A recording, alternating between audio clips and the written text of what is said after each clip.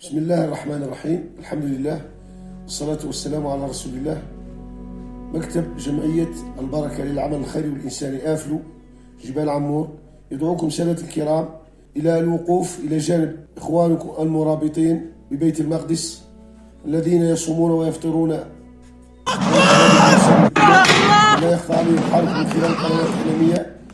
إخواني، إفطار المرابطين وكفالة الأيتام، ونحن جبال عمور ولله الحمد لنا الفخر أننا لنا بئر في غزة باسم جبال عمور. ندعوكم إخواني إلى الوقوف إلى جانب إخوانكم، ولا تفوتوا الفرصة، فرصة رمضان إن شاء الله تضاعف فيه الحسنات.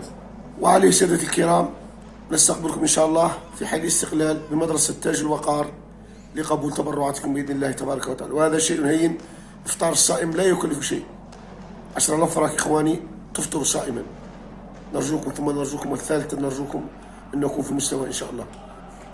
كما أنه سادة الكرام لا يفوتني أن أشكر جزيل الشكر لإخوان الذين اتصلوا بنا، خوتنا المواطنين، وبلغت تبرعاتهم، وبإذن الله تبارك وتعالى تصل إن شاء الله إلى مستحقها بإذن الله. ثبت الله أجرنا وأجركم. السلام عليكم.